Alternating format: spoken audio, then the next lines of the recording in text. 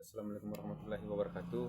Perkenalkan, nama saya Melkianus Parebong dari Prodi THP dengan NIM 109201922001. Baik, saya akan menjelaskan mengenai materi yang pertama, itu asam amino dan peptida. Asam amino dan peptida adalah komponen dasar penting dalam kimia dan kehidupan. Definisi asam amino. Asam amino adalah senyawa organik yang mengandung gugus asam amino HN2 dan gugus karbohidrat CHO2 dalam satu molekul. Adapun struktur asam amino, yang pertama komponen utama, yang kedua struktur, yang ketiga sifat kimia. Yang ketiga ada jenis-jenis asam amino. Asam amino kloserial, asam amino esensial, dan asam amino mendosial.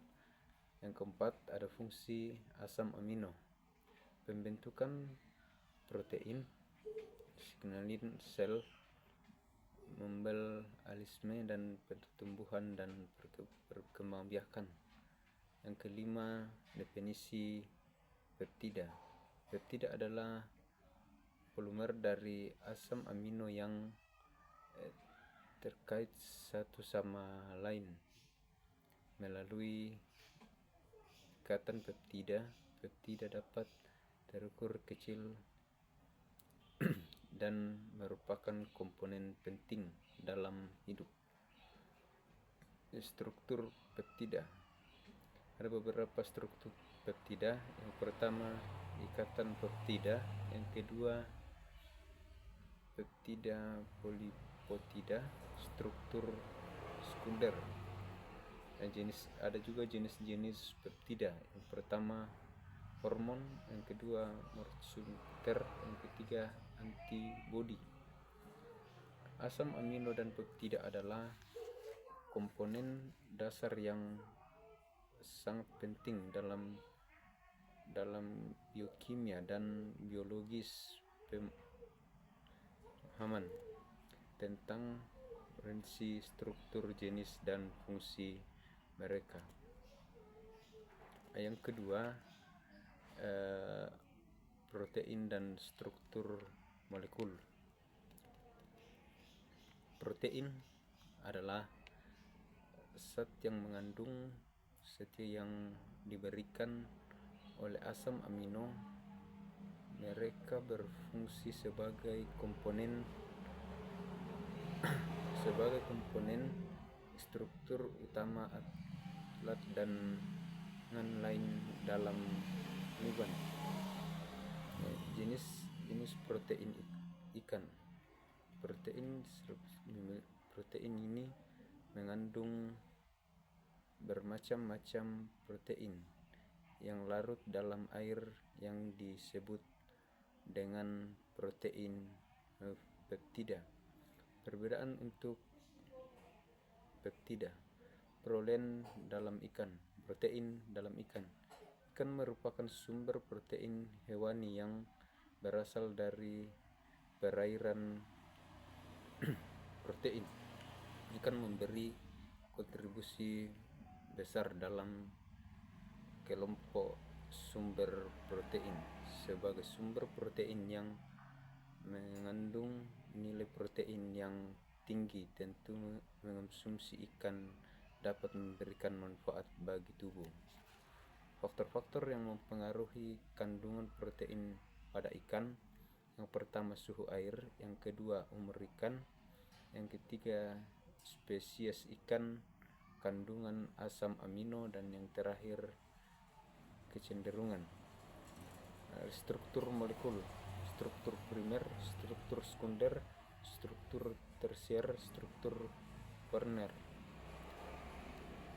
Protein adalah komponen penting dalam ikan dan memiliki struktur molekul yang kompleks. Protein ini terdiri dari asam amino yang disusun dalam struktur tertentu. Kemudian yang materi ketiga yaitu karbohidrat. Karbohidrat berhidrat adalah salah satu makronutrien utama yang dibentuk oleh tubuh untuk memperoleh organik. Mereka terdiri dari unit-unit kecil yang memakan peran penting dalam metabolitas dan fungsinya dalam tubuh yang sehat. Ada jenis-jenis karbohidrat. Karbohidrat sederhana setiap menggunakan fruktosa. Pertama, karbohidrat adalah pestisida penting untuk kesehatan yang harus dikonsumsi dengan bijak. Kemudian ada asam nukleat.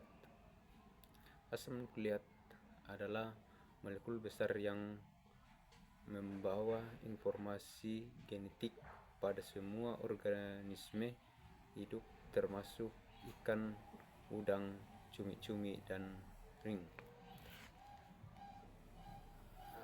Asam nukleik seperti DNA dan RNA memakan peran penting dalam hasil perikanan. Kandungan dan fungsi asam nukleat bervariasi berdasarkan spesies jenis. Dan yang terakhir ada genetika, enzim, dan katalis pangan pada perikanan. Enzim adalah molekul berupa protein yang berfungsi sebagai katalis dalam kimia organik. Keamanan dan kualitas. Kemudian zat amino penting untuk mengontrol ikan